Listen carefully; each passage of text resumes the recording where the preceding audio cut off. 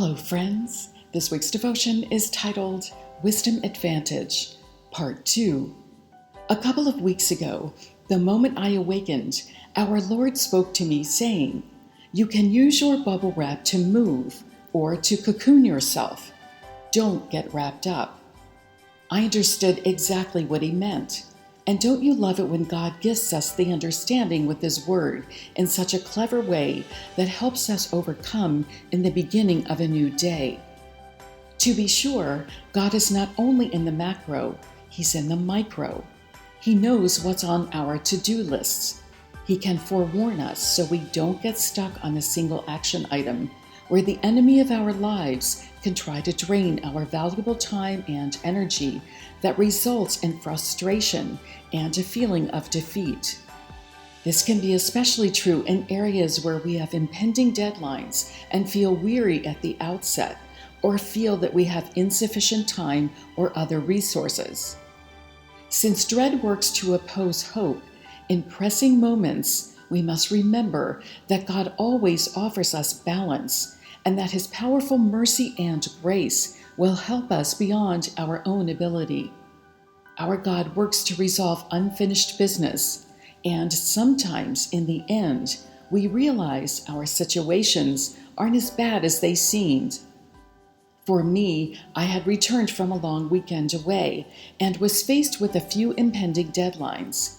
In fact, 2 of them were on the very day God spoke His wise words to me. One of them was what I perceived as a very unpleasant task that needed immediate resolution. Another involved an ongoing project of packing up our home. But what's most important to remember is that our deadlines are part of our timelines, and our timelines are tied to our lifeline, who is our Lord Jesus. He is our hope and peace. He is our mercy and grace. And He is faithful to move on our behalves. An advantage God gave me, in addition to His wise words on this particular morning, came in the fresh perspective I experienced when I returned home from my weekend away. I felt rejuvenated with a new energy for organizing and cleaning up piles of boxes and wrapping supplies. It all seemed much more manageable after I returned. We know that transitions are messy, but God has a way of helping us see what needs to be tackled first in an effort to get on top and keep us ready. He doesn't want us to feel bound up in what can look like a mountain before us, but is really a small thing to God that He will help us through. So after I shared time with Him on this particular morning, praying and reading what He instructed me to read, I picked up my phone to see that the impending deadline that I was least looking forward to dealing with had improved. I was reminded of James 1 verse 17, which says that every good thing given and every perfect gift is from above. It comes down from the Father of lights, the Creator and Sustainer of the heavens, in whom there is no variation, no rising or setting or shadow cast by His turning, for He is perfect and never changes. Also Hebrews 13 verse 21, which says that God will equip you with every good thing to carry out His will and strengthen you, making you complete and perfect as you ought to be, accomplishing in us that which is pleasing in His sight through Jesus Christ. I knew faithful God was at work on my behalf.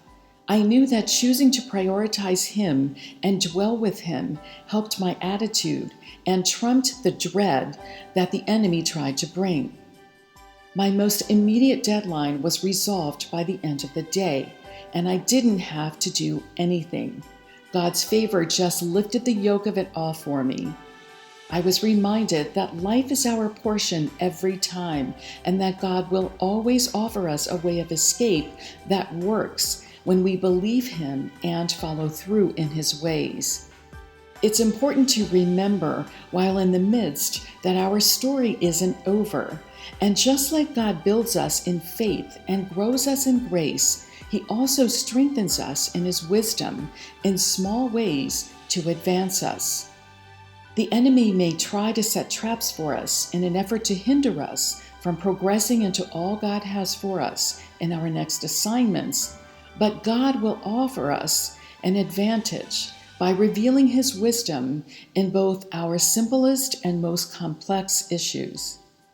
James 1 verse 5 reminds us that if anyone longs to be wise, ask God for wisdom, and He will give it.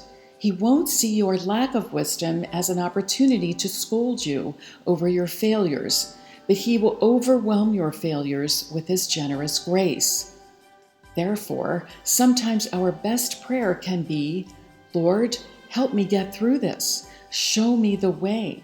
Give me your wisdom on this. Sometimes we need to take a moment to resolve in our hearts and declare that we are not defeated, but destined for victory with faithful God. Then choose to walk in it every moment, knowing we'll receive that for which we believe when we put our faith wholly in Him. To God be the glory.